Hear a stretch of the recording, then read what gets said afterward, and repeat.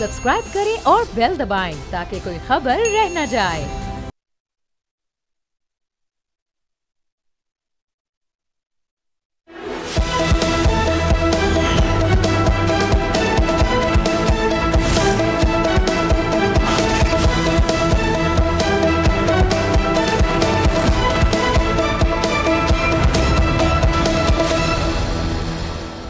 अस्सलाम वालेकुम। Policy point के साथ मैं हूँ महरूख शहरियार। नाज़रीन, पाकिस्तान की तारीख में पहली मरतबा DGISI जैसे निहायत हसास ओहदे पर फाइज रहने वाले साबिक लेफ्टिनेंट जनरल को सख्त सज़ा सुना दी गई है।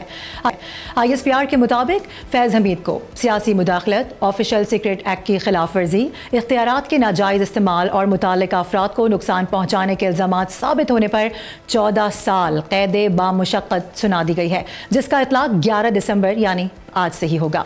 फील्ड जनरल कोर्ट मार्शल 15 माह तक जारी रहा। गवाह पेश हुए, दिफा का मुकम्मल हक दिया गया और ISPR के मुताबिक मुल्जिम तमाम इल्ज़ामात में कसूरवार ठहरा है। सियासी अनासर से मुबैना मिली भगत और 9 मई वाक़यात से मुतालिक तहकीकात अभी अलग से जारी हैं। वफाकी वज़ीर इत्तलात अताउल्लाह तारर ने फैसले को रेड लाइन पार करने वालों के लिए वाज़े और अहम पैगाम दिया है, जबकि वज़ीर दिफा ख्वाजा आसिफ कह रहे हैं कि कौम बरसों से इसके नताइज भुगत रही है और आगे भी भुगतती रहेगी। दूसरी जानिब इमरान खान से आज भी न पार्टी क़यादत की मुलाकात की जा सकी, ना ही अहले खाना को मिलवाया गया।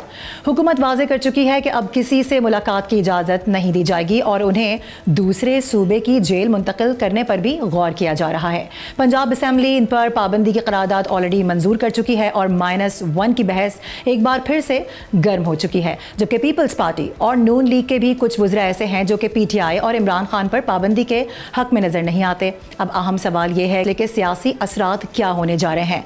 फौज के अंदर नज़्मो ज़ब्त के लिए इससे क्या पैगाम जाता है और क्या PTI वाकई किसी बनगली में फंस चुकी है? सियासत क्या रुख इख्तियार कर सकती है? आगे आने वाले दिनों में ये ऊँट किस करवट बैठेगा, इसी हवाले से बात करेंगे। हमारे साथ ब्रिगेडियर रिटायर्ड मसूद अहमद खान साहब मौजूद हैं। इसके अलावा PMLN से कौसिक आज़मी ज्वाइन कर रहे हैं और सेंटर हुमायूं मोहम्मद PTI से में ज्वाइन करें। तमाम को वेलकम करेंगे। ब्रिगेडियर साहब सबसे पहले आप ही का कॉमेंट लेंगे, क्योंकि जाहिर है जिस जगह से ये फैसला आया है बड़ा करीब रहे हैं आप भी उसके। इस ओवरऑल फैसले को सबसे पहले बताइएगा, देख कैसे रहे? और डेफिनेटली एक्सपेक्टेड भी था, लेकिन जिस तरह की कयास आराइयाँ इस हवाले से की जा रही थी, आज के फैसले ने वो तमाम कयास आराइयाँ, वो तमाम अभाम ख़त्म कर दिए हैं। बता दिया गया है कि ये इदारा किस तरह से एहतसाब करता है। जी हाँ, बिल्कुल सही है। देखें कि ये एक इंडिकेशन है कि दिस इज़ हाउ आर्मी के अंदर स्ट्रॉन्ग इंटरनल अकाउंटेबिलिटी सिस्टम है। That is one thing. फिर ये अक्रॉस द बोर्ड है, इर्रेस्पेक्टिव ऑफ योर रैंक, चाहे आप एक सोल्जर हैं, आप 3 स्टार, तो उसमें भी कोई माफ़ी नहीं है, क्योंकि इसमें यह है कि अक्रॉस द बोर्ड जब होती है और जब आप वायलेशन होते हैं, गुड ऑर्डर मिलिट्री डिसिप्लिन की बात होती है, तो उसमें फिर ये चीज़ें होती हैं। और फिर उसमें यह है कि जब ये ट्रायल होते हैं तो फेयर होते हैं, ट्रांसपेरेंट होता है, दिफा का आपको हक दिया जाता है, एविडेंस बेस्ड होता है सारा कुछ जो है। इसके बाद जब डिसीजन हो जाता है, इसके बाद ये है still the right to appeal, और अपील के बाद इसको आगे लेके दिया जा सकता है। सो इसमें आप देखें कि एक बहुत इंपॉर्टेंट चीज़ है, 9 मई के भी वाक़यात से रिलेटेड जो हमारे कुछ ऑफिसर्स थे उनको पनिशमेंट मिली थी। एक लेफ्टिनेंट जनरल थे, 3 मेजर जनरल थे, 7 ब्रिगेडियर्स थे, उनको फौज से फारिग कर दिया गया था फॉर फेलिंग टू प्रिवेंट जो इवेंट्स उस दिन हुए और जिसकी वजह से नुकसान अफवाज पाकिस्तान के इदारों को उससे पहुंचा। और पास में भी कुछ इस तरह वाक़यात हुए थे जिसमें इस तरह के डिसीजंस लिए गए थे। और फिर ये देखें कि इसलिए ये इम्पोर्टेंट था केस, क्योंकि न सिर्फ वो एक 3 स्टार रिटायर्ड 3 स्टार थे, बल्कि he was former director general inter services intelligence. So वो ज़्यादा वेटेज थी। तो देयरफॉर के लोगों के बहुत सारे कंस्पिरेसी नैरेटिव्स थी, डिफरेंट थिंकिंग थी, लेकिन फ़ौज ने हमेशा डिसिप्लिन को हमेशा ऊपर रखा है। और फौज में हमेशा बात होती है, परफेक्ट डिसिप्लिन की बात होती है, और डिसिप्लिन पे कोई कंप्रोमाइज़ नहीं होता है, क्योंकि चाहे हम सिस्टम से हम निकल के आए हैं। और फिर यहाँ पे ये भी है, मेरिट बेस्ड सिस्टम है, इर्रेस्पेक्टिव ऑफ योर बैकग्राउंड, आप क्या है, कहाँ से आए हैं। अगर आपने फ़ौज के मयार पर उतरते हैं तो आप फ़ौज में आप कामयाबी आपको यहाँ पे मिलेंगी और आप यहाँ से बड़े रैंक पे भी जा सकते हैं। सो आज का जो ये डिसीजन हुआ है, सो वाज़े अफवाज पाकिस्तान में जो अकाउंटेबिलिटी सिस्टम है, स्पेशली पाकिस्तान आर्मी में, उसका ये इजहार है। और सेकंड एक मैसेज बाकियों के लिए भी है, चाहे हमारी जुडिशरी है या एग्जीक्यूटिव है, कि वहाँ भी तवक्को यही की जाती है कि इस तरह के फैसले लिए जाएं ताकि उसका एक इम्प्रेशन बाकियों को भी पड़े। और पास में देखें कि अनफॉर्चुनेटली कुछ ऐसे केसेस थे, मैं मिसाल दे रहा हूँ आपको, 2008 में मैरियट पे हमला हुआ, 50 लोग इसमें शहीद हुए, उस पर जो सज़ा होगी लेकिन सिविल कोर्ट ने उसको रिवर्स कर दिया, जो मिलिट्री कोर्ट ने फैसला दिया था।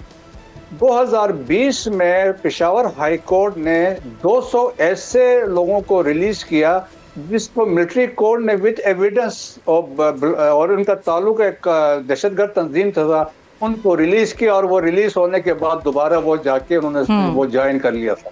So that is the difference कि टाइम भी फैक्टर इसमें है, लेकिन ये है कि एक ऐसा है कि मेरा ख्याल में सबके लिए भी मैसेज है कि अकाउंटेबिलिटी है, it is in the best interest of your institution as well as for the country.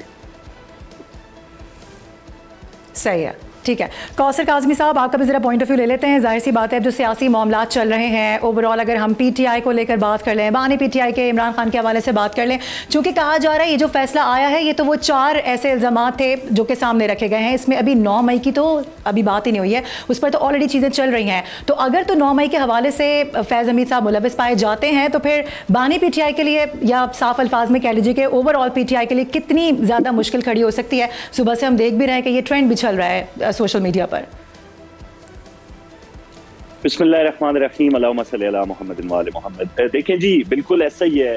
फैज़ हमीद साहब के हवाले से तो बड़ी शफाफियत के साथ इदारे ने बताया, जिस तरह अभी ब्रिगेड साहब ने, जनरल साहब ने खुल के बता दिया, बड़ा मुफस्सल अंदाज में उन्होंने बताया कि किस तरीके से अकाउंटेबिलिटी का जो एक निज़ाम है इस इदारे के अंदर आज उसने साबित किया है।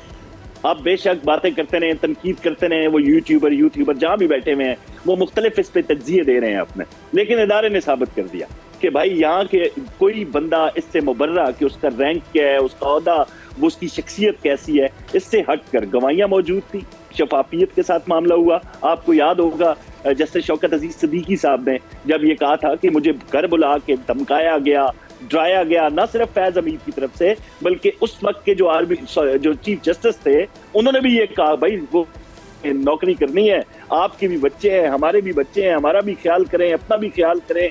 तो आज वक्त ने साबित कर दिया, और मैं इसलिए थोड़ा सा खुश हूँ इस बात पे कि मैंने 3 साल जब मियां नवाज शरीफ के साथ गुजारे तो हमेशा उनको ये कहते हुए सुना था कि मैंने अपना फैसला अल्लाह की जात पे छोड़ा है। वो नवाज शरीफ जब फैसला अल्लाह की जात पे छोड़ा, साथ बताया कि मेरी जहां तक जाती बात थी, मुझे उस पर रंज नहीं है, मुझे उस पर दुख नहीं है, तकलीफ मुझे इस बात पे है कि पाकिस्तान जो बिल्कुल एक राइट ट्रैक पे जा रहा था उसको डी ट्रैक किया गया। हालात आपके सामने है कि आज तक संभलने का उसको बिल्कुल मौका नहीं मिल रहा था। शुक्र है अल्हम्दुलिल्लाह कि जिस गड्ढे में पाकिस्तान को फेंक के ले जाया गया कि वहां पे हमारी इकोनॉमी की बात हो, दीगर मामलात हो, तो अल्लाह ने करम किया कि मुल्क एक दफा फिर संभल रहे। लेकिन उस वक्त जो हालत थी मुल्क की, उसके ज़िम्मेदार अच्छा, लेकिन कौसर काज़मी साहब, कता कलामी की माजरत, यहाँ पर सिर्फ एक किरदार की बात हम क्यों करें? हमने तो माजी में भी देखा है और अभी रिसेंटली भी हमने देखा है कि बार बार जनरल बाजवा का नाम भी ज़ाहिर साथ जोड़ा जाता है, उनको किसी तरह से अलग नहीं किया जा सकता। तो ये भी तो एक बहस है ना कि फिर उनके खिलाफ क्या कार्रवाई होगी, आया उनके खिलाफ कार्रवाई होगी नहीं होगी। और फिर ऑलरेडी नवाज शरीफ साहब भी 12 इस हवाले से जिक्र कर चुके हैं, और ये वो एक नुक्ता ऐसा है जिस पर पीटीआई भी मुत्तफिक है और इसके साथ साथ आपकी अपनी हुकूमत भी। देखिए, मियां नवाज शरीफ का आपको बहुत बल्कि एक मशहूर एक तकरीर नहीं थी सिर्फ वो गुजरांवाला की, या उससे पहले जब वो मुखातिब होते थे लंदन से और नाम लेते थे फैज हमीद का, जनरल बाजवा का नाम लेके कहा जाता था कि आपको जवाब देना पड़ेगा। वो तो पूरे इदारों को तस्दीक का निशाना नहीं बनाते थे, वो तमाम लोगों पे इल्जामात नहीं लगाते थे। जो ज़िम्मेदारान थे, चाहे आसिफ सईद खोसा है, चाहे दीगर जजेस थे, उनका नाम लेके, फैज हमीद का नाम लेके, बाजवा का, इनको अपील में जाने थे। जब ये अपील में जाएंगे इस फैसले में, ये मेरी जाती राय है, वहां पे ये सवाल होगा कि क्या जमादार या इसका सरगना जिसको कहा जाता है वो जनरल फैज हमीद थे या बाकी अफराद भी। अगर बाकी अफराद है तो उनका एहतसाब, उनका गहराव कब किया जाएगा? तो ये मामलात आगे खुलेंगे। मेरे ख्याल में ये फुल स्टॉप नहीं है, इससे आगे के भी हालात जो है मुझे साफ नजर आ रहे हैं। तमाम जमादारान को जिन्होंने इस मुल्क को जिस भी सूरत हाल में नुकसान पहुंचाया है, उन सब का एहतसाब है। ठीक है, हुमायूं मोहम्मद साहब से भी ज़रा बात कर लेते हैं। और हुमायूं मोहम्मद साहब, जाहिर सी बात है ओवरऑल अगर हम सिचुएशन देखें तो बड़ा वाज़े तौर पे नज़र आ रहा है जिस तरह से फ़ैसले पे फ़ैसला आ रहा है और जिस तरह से ऑलरेडी कह दिया गया था कि जब ये फ़ैसला आएगा तो बिल्कुल हक़ाइक़ पर मबनी फ़ैसला आएगा। अब बहुत सी ऐसी चीज़ें ऐसी हैं जिन पर अभी भी तहकीकात हो रही हैं और इस तरह के मामलात आगे बढ़ते जा रहे हैं। बानी PTI के हवाले से अगर हम बात कर लें तो एक जानिब वो सारे मामलात हैं, एक जानिब ये फ़ैसला। इस तनाजुर को अगर हम रिलेट कर रहे हैं तो ताने बाने ज़ाहिर सी बात है PTI से मिल रहे हैं और यही बात भी की जा रही है। आप लोगों का इसके ऊपर क्या स्टांस है? सबसे पहले तो ये बताइएगा, उसके बाद फिर मजीद मैं आपसे सवालात करती हूँ। बिस्मिल्लाहिर्रहमानिर्रहीम। इय्याका नअबुदु व इय्याका नस्तईन। इय्याका नअबुदु व इय्याका नस्तईन का मतलब है कि ए अल्लाह मैं तेरी ही इबादत करता हूँ और ए अल्लाह मैं तुझसे ही मदद मांगता हूँ, मैं किसी और से नहीं मदद मांगता और ना मैं किसी और के सामने सर झुकाता हूँ।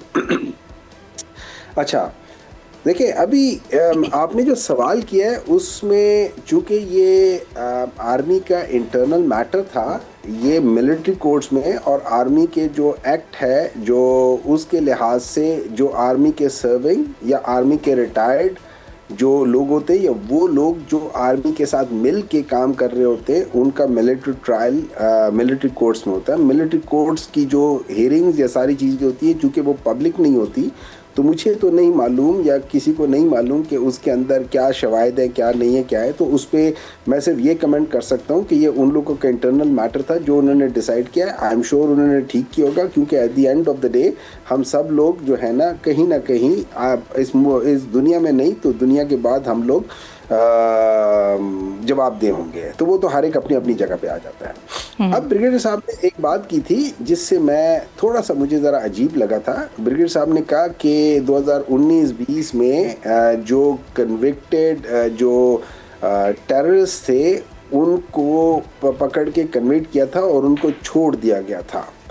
मैं अब उनको छोड़ा था, किसने छोड़ा था? दो चीज़ें हो सकती हैं। देखिए, एक जो टेररिस्ट है वो या आपको याद होगा कि 2021 में या उससे पहले जो था वो कुछ अरसे के लिए वो एक स्पेशल वो बना था कि ये मिलिट्री कोर्ट्स के लिहाज से होंगे। तो या उनको जजों ने छोड़ा, अगर कन्विक्शन हुई थी तो जजों ने छोड़ा, अगर कन्विक्शन नहीं हुई थी तो इन चीज़ों में गवर्नमेंट, मेरा नहीं ख्याल कि गवर्नमेंट कभी इसमें इन्वॉल्व हो सकती है without the involvement of the इदारे। नहीं हुमायूं मोहम्मद साहब, मैं थोड़ा सा आपको सॉरी टू इंटरप्ट यू, मैं एग्जैक्टली आपको उसी पॉइंट की जानिब लेकर आना चाह रही हूँ। मैंने वो फैसला पढ़ा तो मुझे जो उसकी आखिरी लाइंस हैं वो ज़रा मैं आपके साथ शेयर कर लेती हूँ कि ISPR ने जो अपनी प्रेस रिलीज़ है उसकी आखिरी लाइंस में कुछ इस तरह से लिखा है कि सियासी अदम इस्तेहकाम और मजमूम सरगर्मियों में मुलव्वस होने के दीगर पहलू अलग से देखे जा रहे हैं, यानी उस पर फैसला आना भी अभी बाकी है। तो इसके हवाले से मैं पूछना चाह रही हूँ आपसे कि अगर ये फैसला मैं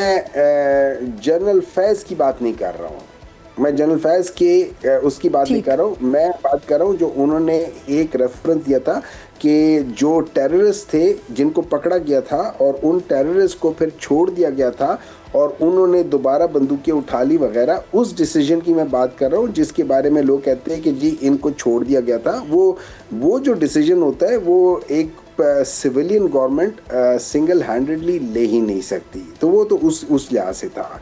रही बात ये कि इसमें इनको अगर सज़ा मिली है, वही मैं दोबारा कह रहा हूँ, ये उनका इंटरनल मैटर था। आई एम श्योर उन्होंने देखा है, उन्होंने समझा है कि इसके अंदर होनी चाहिए सज़ा, उन्होंने सज़ा दे दी, परफेक्टली फाइन, ठीक है।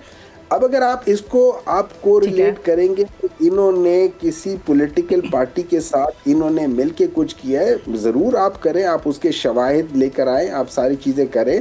अगर उसके शवाहिद निकलते हैं और उसको मेरी नज़र में उसको ऐसे कोर्ट्स में होना पड़ेगा कि जिसमें पता चल रहा हो कि ये शवाहिद क्या है, कौन से हैं, उसके बाद पता चलेगा। लेकिन वो वाले देखिए, अगर हम लोगों ने यही काम करना है कि दो ऐसे बंदे हों जो मेज़ के नीचे हों और हमें किसी को नज़र ना आ रहे हों कि भाई उस कमरे में 13 बंदे थे और वो दो बंदों को जो एक मेज़ के नीचे और एक पर्दे के पीछे छुपा हुआ था उसको नज़र नहीं आ रहे थे और वही दो बंदे हर जगह पर थे, तो फिर मुझे कुछ समझ नहीं आती। फिर इस किस्म की चीज़ का आप कुछ कर नहीं सकते हो, अनफॉर्चुनेटली कुछ कर नहीं सकते हो, ठीक है ना, ये चीजें कर नहीं सकते हो। तो ये let the things unfold, and जो अनफोल्ड होगा हमें पता चल जाएगा कि क्या है क्या नहीं है। फिलहाल तो इसमें कोई शक नहीं है कि उनकी सजा होगी। लेकिन मुझे एक चीज़ नहीं आती, अब ब्रिगेड साहब हैं, देखिए मेरे वाले साहब भी आर्मी में रहे हैं, मेरे फैमिली में कोई 15-20 लोग और भी आर्मी में रहे हैं, मेरे ब्रदर इन लॉ की शहादत भी हुई है। तो आई कम फ्रॉम, और मैं ख़ुद भी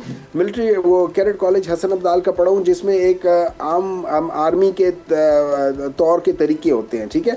तो मुझे वहाँ पे एक चीज़ समझ नहीं आई है कि एक लेफ्टिनेंट जनरल है जो कि ठीक है पावरफुल लेफ्टिनेंट जनरल था, ISI का वो था, हेड था इंटर सर्विस इंटेलिजेंस का। बाज़ डिसीजंस वो सिंगल हैंडेडली मतलब ले लेते होते हैं, या वो अपने चीफ ऑफ आर्मी स्टाफ के बगैर वो डिसीजंस नहीं लेते। अब ये मुझे नहीं पता, ये ब्रिगेड साहब इसको बेहतर वो बता देंगे। तो अगर वो उनके नॉलेज में ये है कि ये चीज़ें सिंगल हैंडेडली है, तो फिर तो वाकई जो शख्स बग़ैर अपने सीनियर्स के वो करता होता है तो उसको तो डेफिनेटली ये होनी चाहिए। ये मेरी एक रफ़ एस्टिमेशन है, जो छोटी बहुत मेरी नॉलेज है रिगार्डिंग के जो क्या होता है ये कोर्ट मार्शल इस किस्म की चीज़ें। अब बाकी चीज़ें अगर हम पॉलिटिकल करके देख लें तो अभी कौसर काज़मी साहब जो बात कर रहे थे कि जी मुल्क तबाह हो रहा था, देखिए फैक्ट्स ये है कि 2022 अप्रैल में पाकिस्तान का जो फॉरेन एक्सचेंज था, जो उसके जो ज़र मुबादला था, वो तकरीबन मेरे ख्याल में 17-18 बिलियन डॉलर्स था, और उनमें से 7-8 बिलियन डॉलर वो था जो लोगों ने आके दिया हुआ था, और मेरे ख्याल में 8 या 9 बिलियन डॉलर था जो पाकिस्तान का अपना है। हुमायूं साहब, आपको एक मिनट अलाउ मी जी। उस वक्त पाकिस्तान डिफॉल्ट कर रहा था, ठीक है, ये सब कुछ कहते हैं। आज एज ऑफ टुडे, मैं आज की बात कर रहा हूँ, इस महीने की बात कर रहा हूँ, पाकिस्तान का टोटल ज़र मुबादला जो है वो तकरीबन मेरे ख्याल में 12, 13 या 14 बिलियन है, और उसमें से 10 बिलियन डॉलर जो है, मतलब 2 बिलियन डॉलर को छोड़ के बाकी सारा का सारा जो है ना वो लोगों ने रखवाया हुआ है इस जगह पे। सो पाकिस्तान के जो अपने ओरिजिनल वो है वो सिर्फ 2 बिलियन है। तो जब 8 से 9 बिलियन डॉलर पाकिस्तान के पास था तो पाकिस्तान बैंकरप्ट हो रहा था। आज जब पाकिस्तान के पास अपने सिर्फ 2 बिलियन है तो पाकिस्तान बैंकरप्ट नहीं हो रहा, पाकिस्तान तरक्की कर रहा है। ये मुझे समझ नहीं आई, और यही बात प्रोग्राम में भी बाद लोगों ने उठाई है कि क्या होता है। उस वक्त 6.2 GDP था, आज 2 GDP है, जबकि पाकिस्तान की अपनी ग्रोथ जो है 2.7, जो पॉपुलेशन ग्रोथ है वो 2.7 है। दैट मींस हम -0.7 के लिहाज से हमारी चलें, ये तो मेरा ख्याल है हम नुक्ते से हट रहे हैं। इस पर मैं जरूर आपका पॉइंट ऑफ व्यू लूंगी जी। मसूद अहमद खान साहब, मैंने तो ये पॉइंट इसलिए उठाया कि कौसर काज़मी साहब ने इसका थोड़ा सा इसका जिक्र किया था, तो मैंने कहा मैं जवाब देता हूं सर, मैं मोमिन साहब जवाब देता हूं। बिल्कुल सर, मैं आपकी तरफ आती हूँ, मैं आपसे इसका जवाब भी लेती हूँ। एक ब्रेक शामिल कर रहे हैं, ब्रेक के बाद वापस आते हैं तो फिर गुफ्तगू के सिलसिले को आगे बढ़ाएंगे।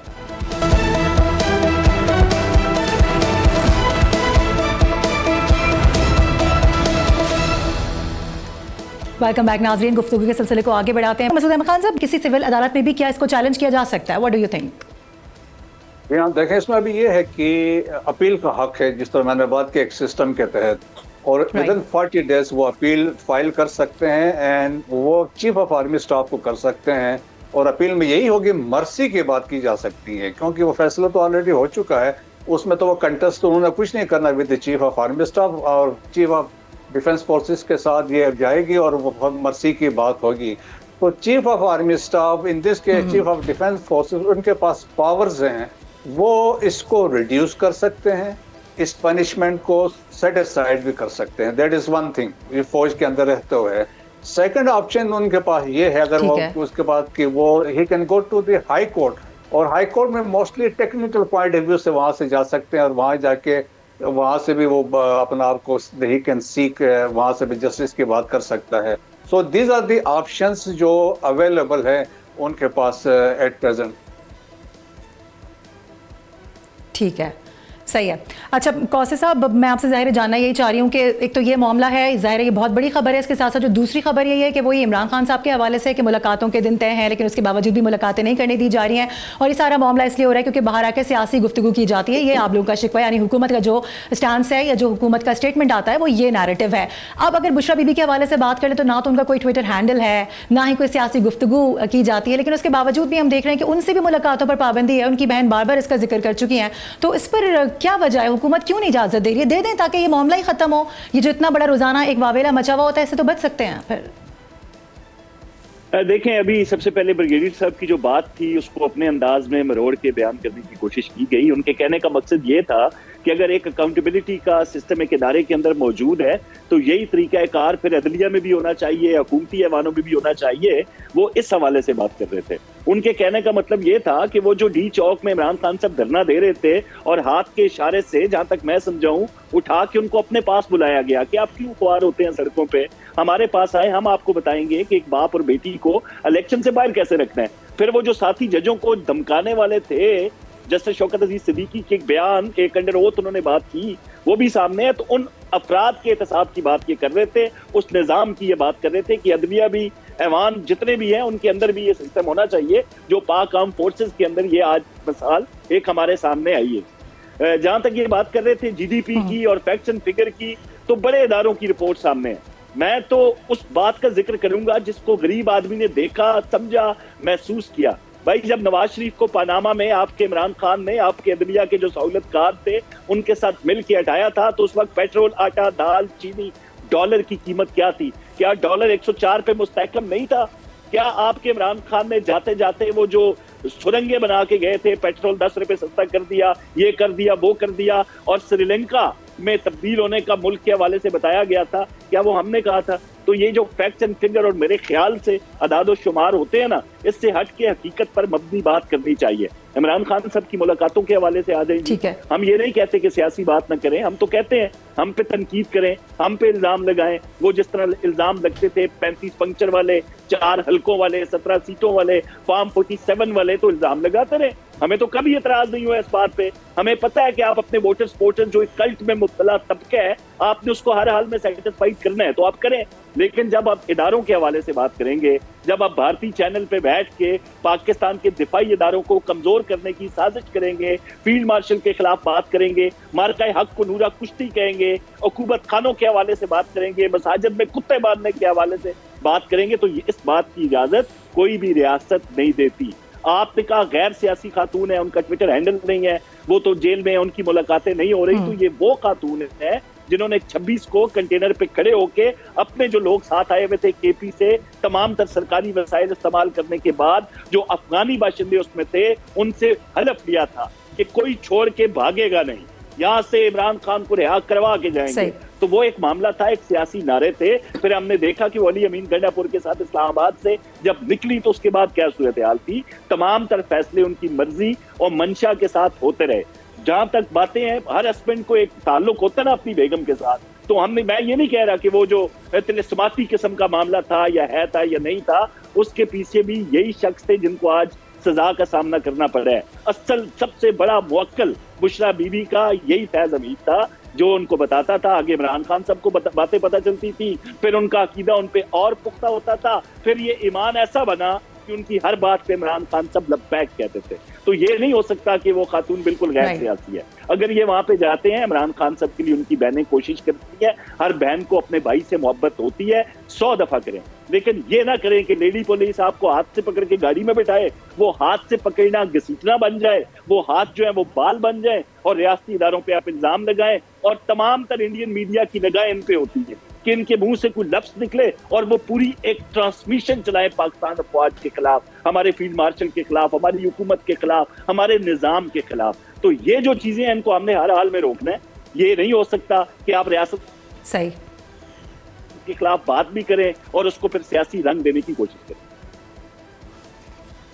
ठीक है हुमायूं साहब, मैं आपकी जानिब भी आऊँगी। ब्रिगेडियर साहब, पहले मैं ज़रा आपसे एक सवाल लेना चाह रही हूँ कि अब अगर इस फैसले के तनाजुर में हम देखते हैं कि ये एक बहुत प्रोमिनेंट जो पर्सनैलिटी है, ये जो किरदार था, इसके हवाले से तो अब खबरें सामने आ चुकी हैं, ऑलरेडी बता दिया गया था, लेकिन आने वाले वक्तों में जो अब इनके साथ और दूसरे लोग जुड़े रहे, मैं सिर्फ सियासी लोगों की बात नहीं कर रही हूँ, ओवरऑल अगर हम बात कर लें तो समझते हैं कि उनके हवाले से भी कोई बड़ा फैसला आ सकता है, उनको भी इस तरह की किसी भी कार्रवाई में मुलविस अगर पाया गया, उनके खिलाफ ज़ाहिर सबूत इकट्ठे किए गए या इस तरह की किसी कार्रवाई का आगाज़ किया जाता है, तो फिर ये फैसले आगे भी देखने को मिल सकते हैं?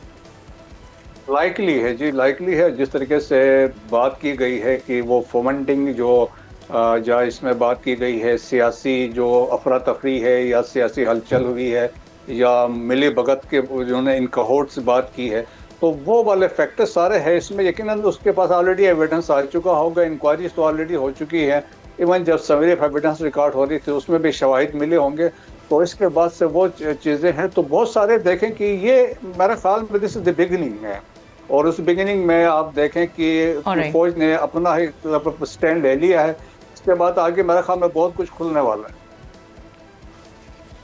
ठीक है हुमायूं साहब, आपसे जानना चाह रही हूँ, जिस तरह से इख्तियार वली साहब गुज़िश्ता रोज़ भी कह रहे थे, इससे पहले भी दीगर प्रेस कॉन्फ्रेंसेस की गई, उनके ज़रिए बाकायदा तौर पर ये समझ लीजिए कि हुकूमत की जानिब से ये कहलवाया गया या हुकूमती जो नुमाइंदे हैं वो इस तरह की बात करते नज़र आ रहे हैं कि जो हरकतें PTI कर रही है या वो चाह रही है कि हम किसी ऐसे मौके पर या ऐसे पॉइंट ऑफ नो रिटर्न पर चले जाएँ जहाँ पर सारे मामला ख़त्म हो जाएँ। ऑलरेडी कह दिया गया है कि मुज़ाकरात के दरवाजे तो अब बंद हो चुके हैं, और अब तो ये बात भी सामने आ रही है कि कहा जा रहा है कि उनको वहाँ से मुंतकिल करके इमरान खान को किसी और सूबे की जेल में मुंतकिल किया जाएगा, और अगर ऐसा हुआ तो इसमें PTI खुद जिम्मेदार होगी। सो आप इसके ऊपर क्या स्टांस रखते हैं?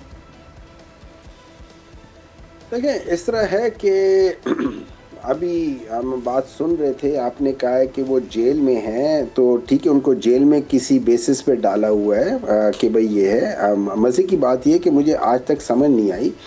हम लोग कहते हैं कि एक शख्स ने करप्शन किया है, ठीक है, मान लिया करप्शन किया है, कितनी करप्शन की है? 1,190 मिलियन पाउंड्स की है। लेकिन जब देखा जाए तो उनमें से 1 पाउंड भी उनके अपने अकाउंट में नहीं गया, वो गवर्नमेंट के अकाउंट में है। 1 पाउंड भी उनके अपने अकाउंट में नहीं गया, गवर्नमेंट के अकाउंट में है। ना उसमें से कोई उन्होंने एवन फील्ड जैसी कोई प्रॉपर्टी, ना उनके बच्चों की प्रॉपर्टी, ना लंदन तो छोड़ो पाकिस्तान वाली कोई प्रॉपर्टी, कोई चीज़ ही ऐसी नहीं है।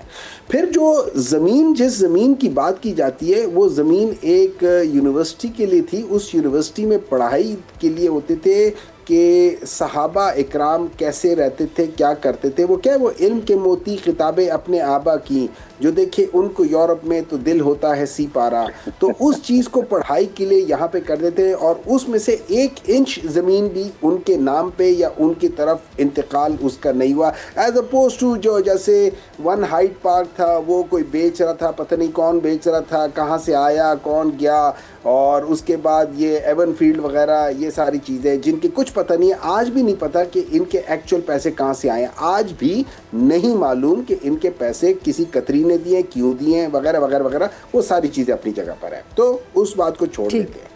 अब अगर एक शख्स है, उसको कन्विक्ट किया हुआ है, फेयर इनफ, उस कन्विक्शन की बेसिस पे वो जेल में है, उस जेल में उसके पास एज पर कानून उसकी यह हक है कि वो अपने फैमिली मेम्बर से मिले।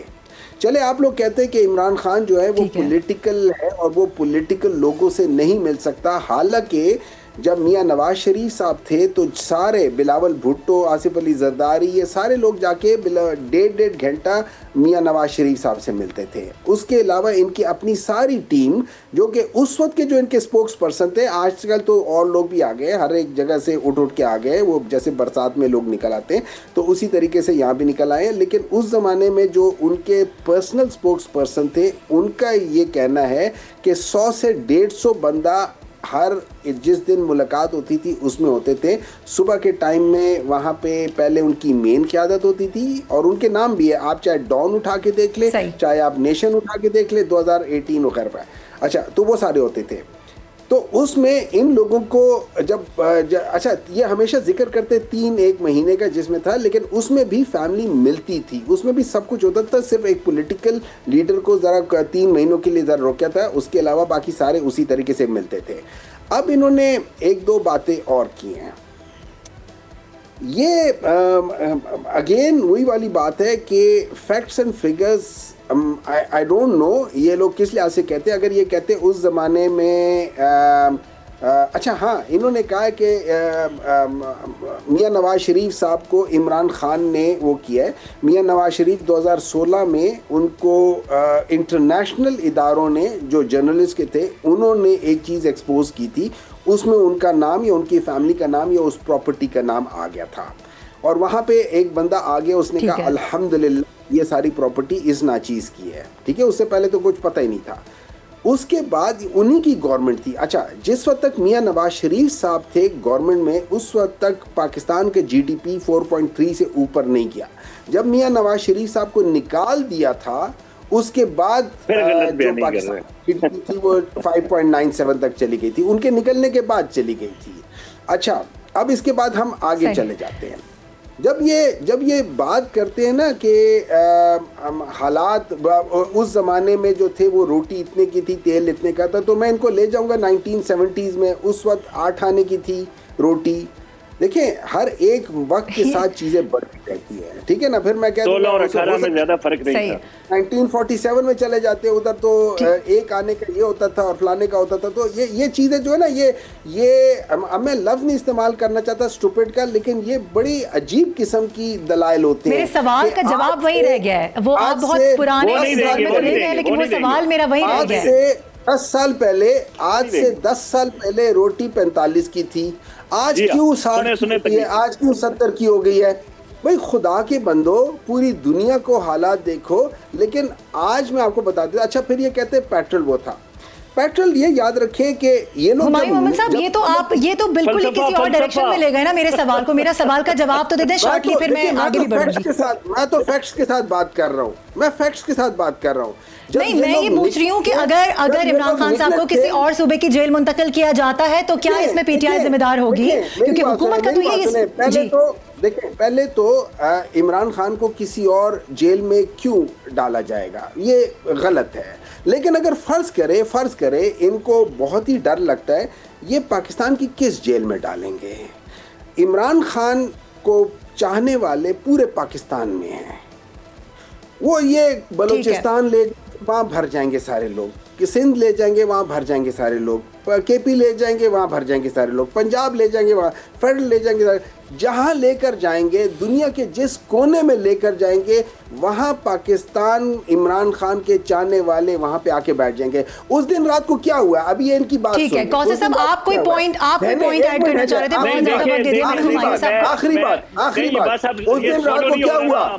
बहनें बैठी हुई थी, ठीक, बहनें बैठी हुई थी, उनके ऊपर रात अब हुआ ये है भाई, मसला ये है भाई, बात ये है कि अभी बहुत लंबी तकरीर आपने सुनी ना, इन्होंने कहा बरसात में जैसे मेंढक निकलते हैं वैसे स्पोक्स पर्सन बन गए। मैंने तो हमारा क्राइटेरिया, हमारा आप दोबारा चला ले, मैंने कोई मेंढक का जिक्र नहीं किया। आपने कहा जैसे बरसात में निकलते हैं, तो बरसात में फूल निकलते हैं। नहीं, अपनी बात देखिए ना, मैं तो कहा ही नहीं, मैंने कहा बरसात में निकलते, बरसात में सबज घास निकलती है, सबज पौधे निकलते हैं, अच्छे फूल निकलते हैं, सारी चीजें निकलती हैं। एक बंदा अपने आप को मेंढक समझ के बोलना शुरू कर दे तो उसमें मेरा क्या कसूर है? मैंने तो कभी ऐसी कोई बात ही नहीं की, कोई बात नहीं कि आप निकाल के चला के सब सारी बातें अपनी जगह ठीक है, लेकिन क्या आप नहीं समझते कि ये जो इस तनाजुर में हम पूरी सिचुएशन को देख रहे हैं, आज इतना बड़ा फैसला भी है, फिर जाहिर सी बात है ये फैसला अभी यहाँ पे तो खत्म नहीं हुआ, ये तो शुरुआत है। फिर अगर आगे जाके कोई इस तरह के मामलात होते हैं तो पीटीआई को थोड़ी सी लचक का मुजाहरा नहीं करना चाहिए?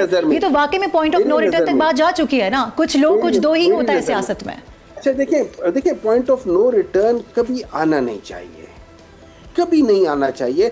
किसी भी मुल्क के इतने बड़े लेवल पे पॉइंट ऑफ नो रिटर्न नहीं आना चाहिए, उसका कभी फ़ायदा मुल्क को नहीं हुआ। और यही वजह है कि पाकिस्तान में हम लोगों ने जो जब बड़े लीडर से, जैसे फातिमा जिन्ना थी, जैसे कायद आज़म था, जैसे लियाकत अली ख़ान था, जैसे भुट्टो था, ये सारे वो थे जो बड़े थे, जब उनको एक किस्म का आइसोलेट करके या एलिमिनेट करके या जिस तरीके से किया है, ये वो वजूहात हैं अगर आप कभी देखें पाकिस्तान के अंदर, जिसने पाकिस्तान को कभी आगे बढ़ने नहीं दिया।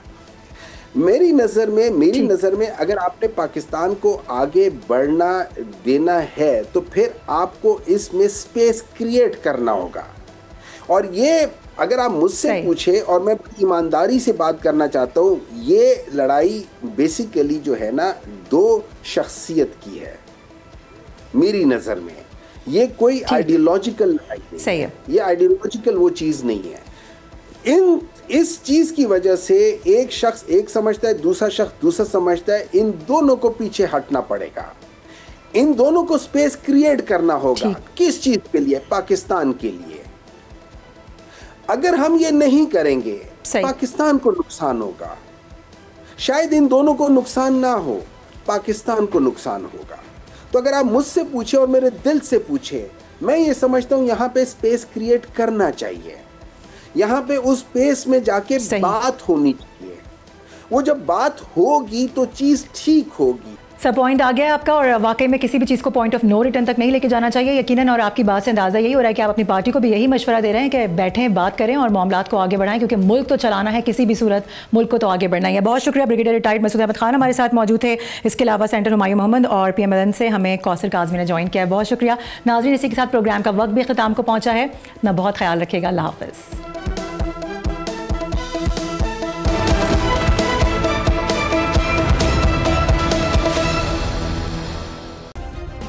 सब्सक्राइब करें और बेल दबाएं ताकि कोई खबर रह न जाए।